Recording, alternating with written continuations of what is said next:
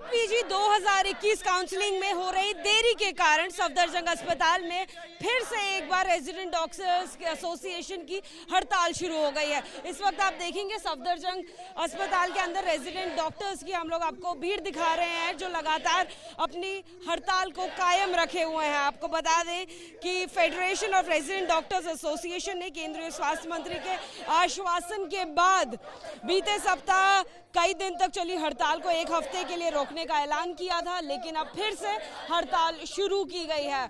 सबसे पहले पोस्टर्स पर भी आप नजर डालिए, क्या लिखा हुआ है। 1 साल बर्बाद किया, डॉक्टर्स को बेहाल किया।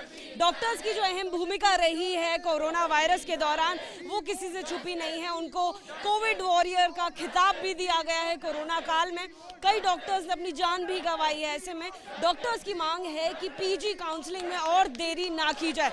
और देखिए क्या लिखा है, डॉक्टर्स का करियर दांव पर, कुल्हाड़ी अपने पांव पर।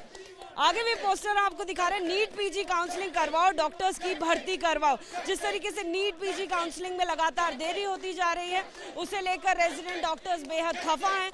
उनका ये कहना है कि उनके ऊपर डबल प्रेशर पड़ रहा है। उनकी लंबी शिफ्ट्स होती हैं जो वक्त से खत्म भी नहीं होती हैं। हमारे साथ फॉडा के अध्यक्ष भी हैं मनीष जी, आइए मनीष जी से ही बात करते हैं।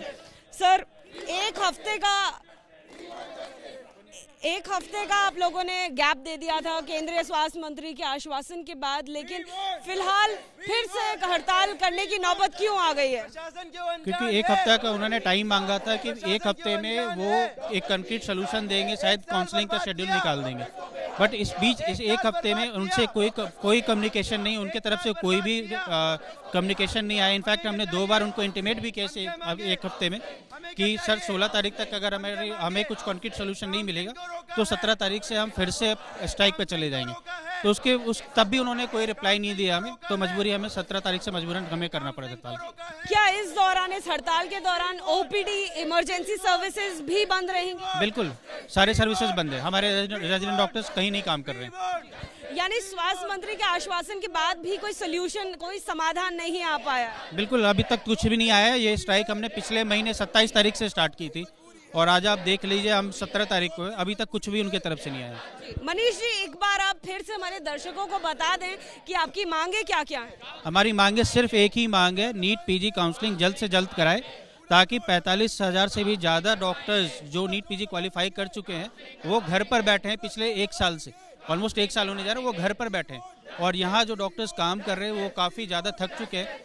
जब से कोविड आया तब से वो लगातार काम कर रहे हैं और एक ऐसे इतना ज़्यादा थक चुके हैं कि आप देखिए, एक जो हमारे रेजिडेंट डॉक्टर होता है एक ड्यूटी में 36-38 घंटा काम करता है।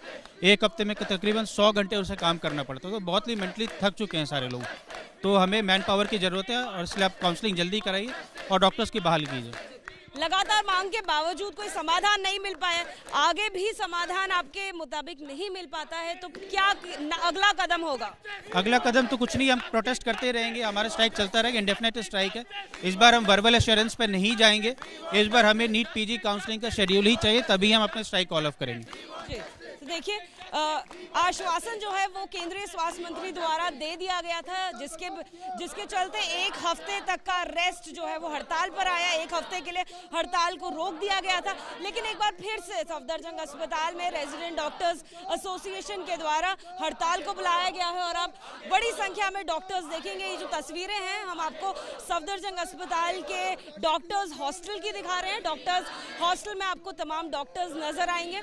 उनका लगातार जो मांग है वो यही है कि जितनी जल्दी हो डॉक्टर्स की भर्ती करवाई जाए। जो नीट पीजी काउंसलिंग है उसमें और देरी ना करी जाए, क्योंकि नीट पीजी काउंसलिंग में देरी का मतलब है कि उनके ऊपर डबल प्रेशर पड़ता है। और ऐसे में जब कोरोना काल की तीसरी लहर भी आशंकित है तो जरूरी है कि डॉक्टर्स को प्राथमिकता दी जाए, उनकी मांगों को प्राथमिकता से सुना जाए और समाधान निकाला जाए। कैमरा पर्सन चाको के साथ अजातिका सिंह, एबीपी न्यूज, दिल्ली।